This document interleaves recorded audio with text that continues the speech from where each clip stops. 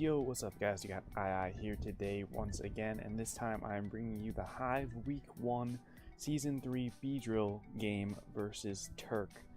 Now, I'll say it right now, this game was very interesting, and I was relieved to actually see that he brought the Audino.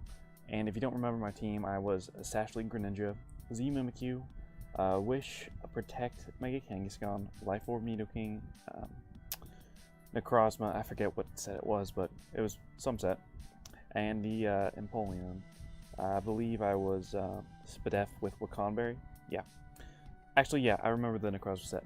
It was Rock Polish, Calm Mind, Heatwave, Photon, Geyser. So, yeah, it was more of an offensive variant, and yeah, let's see how that played out. So right off the bat, he leads Kieran Black, and I lead as planned, Sash Greninja. Now, I have the low kick on this thing as well as the toxic spikes, and looking at his team, he has no removal of hazards, so I'm like, alright, this is going to work out well.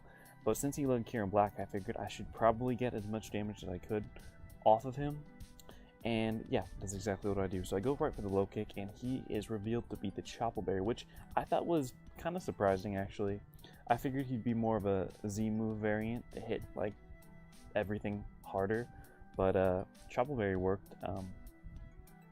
I also see that he's running some sort of defensive set as well, because low kick would have done just a bit more. So I'm pretty sure at this point that he's heavily HP invested.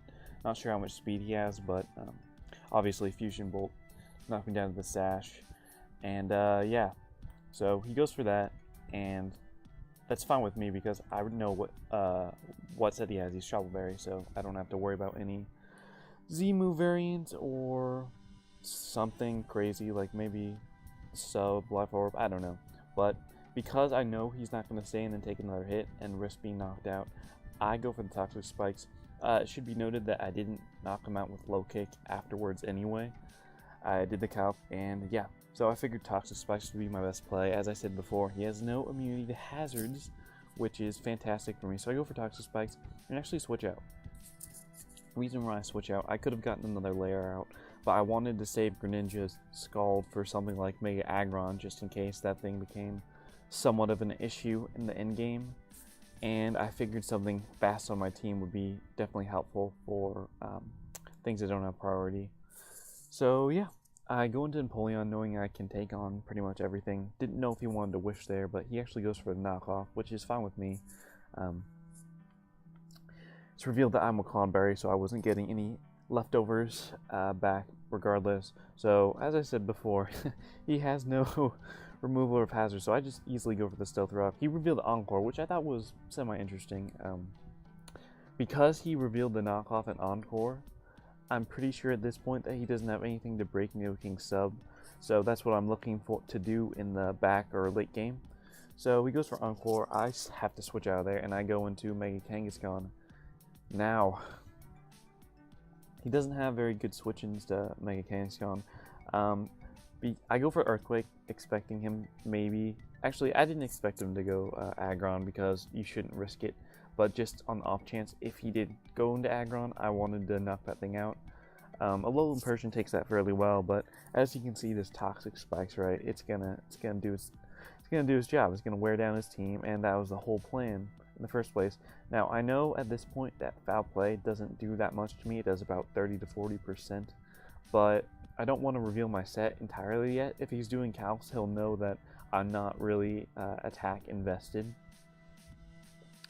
But I don't want to reveal my whole set just yet, so I go into Empoleon, and I actually take a lot more than I thought I would. But at this point, I don't really need Empoleon for anything. Wakanberry's gone, so Kieran Black's Fusion Bolt will kill me. Heracross can't kill me with close combat, and Azu, I don't know what set he is yet, but if he has the superpower, I know he can kill me as well.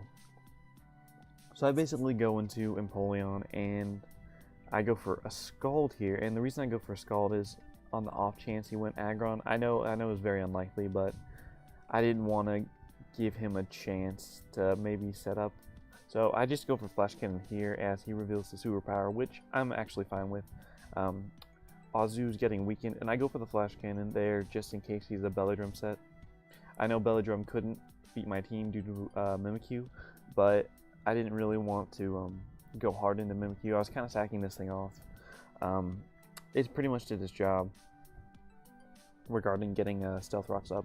So I go for Flash Cannon just to get damage off as he reveals the superpower, which is fine with me. And now I can go right back into Mega Kangaskhan, and I go for the Body Slam.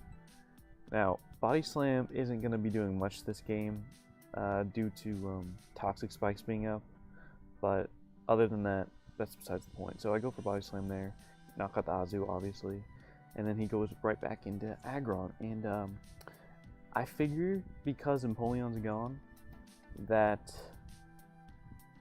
he's going to want to try to get rocks up, so I go hard into Greninja, and yeah, he decides to get rocks up, so I go for the Scald just to see how much damage that does, and that does a lot, and that's one of the reasons why I decided to save it. Didn't get the burn, unfortunately, but that's not relevant, really. So at this point, I can go into Nidoking, and the Havoc starts to begin. So he goes into Audino as I predict this, and I go for the Substitute. Now, judging from his moveset, I doubt he has anything to hit me, and I know he'll probably try to lock me into something, so I figure Earth Power is my best move. So I go for the Earth Power, and yeah, he does the same. He does what I expected. He goes for Melancore, and now he has to sack something on his team. So he goes into Heracross and takes a ton from the Earth Power. And at this point, I'm max speed Nidoking. So if he's max speed, he will speed tie with me. But at this point, Sub's getting broken anyway. So he goes with Earthquake. I go for the Earth Power, and it dies to Toxic Spikes. Now, that's actually fine for me because Scarf Heracross could have been an issue in the end, but regardless, the thing's out of the way. I don't have to worry about that anymore. Goes into Kieran Black, and I don't know how much speed he's running, and I don't want to risk anything. So I go into my semi-bulky Kangaskhan this turn, expecting like an Ice Beam, and I take that very well. And he doesn't know if I'm Wish or not.